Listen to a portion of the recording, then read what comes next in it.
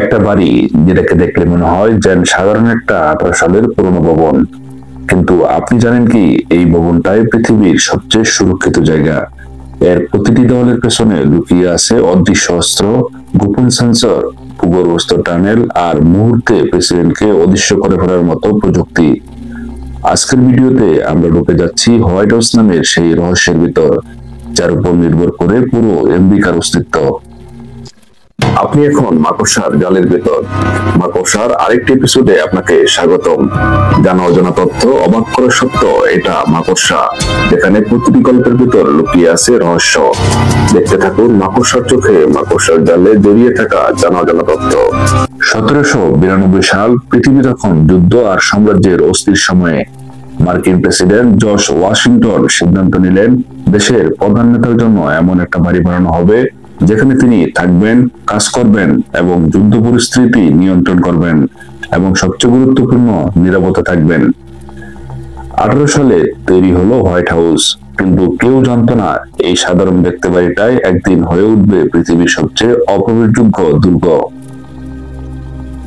White house বাইরে থেকে দেখতে যতটা সাধারণ লাগে, ঠিক ভেতরে ঠিক ততটাই বিস্ময়।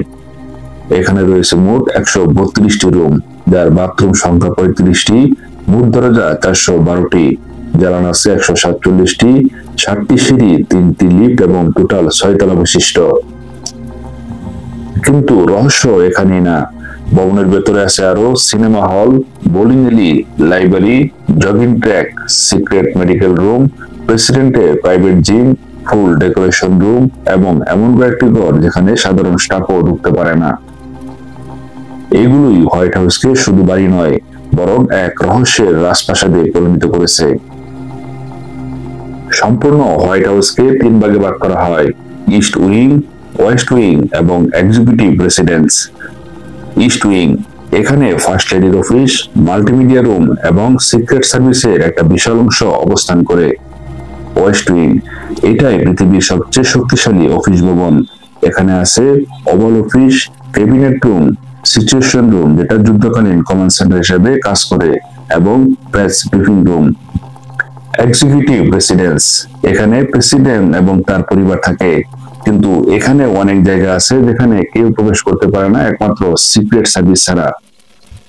হোয়াইট হাউসের সাথে আপনি যদি কখনো উঠতে পারতেন, আপনি হতবাক হয়ে যেতেন, কারণ ছাদের উপর দাঁড়িয়ে থাকে counter sniper team, special response team. তারা সবসময় প্রস্তুত থাকে। তাদের হাতে থাকে এমন রাইফেল যা 1000 মিটার দূরের মানুষকেও মুহূর্তে নিস্তব্ধ করে দিতে পারে। এমনকি রাতে বা কুয়াশার মধ্যেও তাদের টার্গেট কখনো ভুল হয় না। এগুলো শুধু দেখার জন্য না, এগুলো হচ্ছে প্রেসিডেন্ট প্রোটেকশন লাস্ট লাইন। যদি কিছু ঘটে, এরা 1 সেকেন্ডও সময় নষ্ট করবে না। হোয়াইট হাউসে আছে এমন কিছু প্রযুক্তি যা চমকে দেওয়ার মতো। লেজার গ্রিড, অদৃশ্য লাল লেজার, কেউ এর মধ্যে ঢুকলেই অ্যালার্ম বেজে ওঠে। ভাইব্রেশন সেন্সর, কেউ মাটির নিচে খোঁড়ার চেষ্টা করলে সে ধরা পড়ে যাবে। আরএফ জ্যামার দিয়ে ড্রোন, রেডিও এবং ওয়্যারলেস সব বন্ধ করে ফেলা হয়। ফেস রিকগনিশন, দর্শনার্থীরা বুঝবেন না তারা স্ক্যান হচ্ছেন। শব্দ পরিমাপক মাইক্রোফোন, পায়ের আওয়াজ থেকে ভিজিটরকে ট্র্যাক করে ফেলা হয়। একজন মানুষ কোন জায়গায় কত সেকেন্ড দাঁড়ালো তাও রেকর্ড হয়। এটাই হোয়াইট হাউসের অদৃশ্য ডাল। হোয়াইট হাউসের নিচে আছে এমন টানেল যার কথা আমেরিকার সরকারও বিস্তারিত স্বীকার করে না। ট্রেজারি বিল্ডিং এর দিকে একটি গোপন পথ, তড়িৎ গতির এসকেপ রুট, প্রেসিডেন্টকে কয়েক সেকেন্ডে ভূগর্ভে নামিয়ে ফেলার সিস্টেম।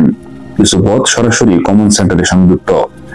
9/11 হামলার দিন এই টানেল দিয়ে ভাইস প্রেসিডেন্ট তিনি ভূগর্ভস্থ ব্যাংকারে চলে গিয়েছিলেন। টানেলগুলো এমন ভাবে তৈরি যাতে বাইরে থেকে কোনো বিস্ফোরণ হলেও এর ভেতরে থাকা কেউ হতাহত না হয়। প্রেসিডেন্সিয়াল ইমার্জেন্সি অপারেশন সেন্টার, একটা নাম কিন্তু ক্ষমতা পুরো এক সেনাবাহিনীর সমান।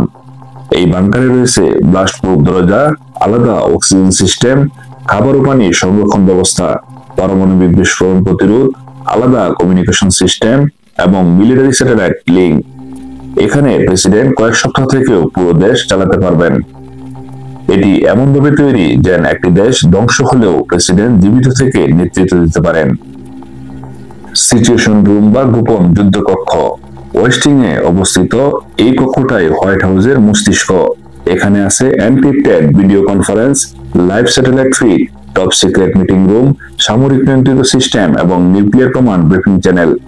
সারা পৃথিবীতে কোথায় কি ঘটছে সবকিছু এখান থেকে সরাসরি দেখা যায়। এটাই সেই কক্ষ যেখানে ওসামা বিন লাদেনের উপর হামলার সিদ্ধান্ত হয়েছিল।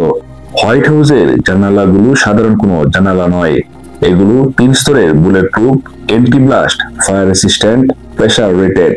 একটা জানালা ভাঙতে যত শক্তি লাগে তা দিয়ে একটি সাধারণ গাড়ি বিস্ফোরণ করে উড়িয়ে দেওয়া যাবে। হোয়াইট হাউসের উপর দিয়ে একটা ছোট্ট ড্রোনও উঠতে পারবে না, কারণ চারদিকে Stinger missile, anti drone system, fighter jet প্রস্তুত থাকে।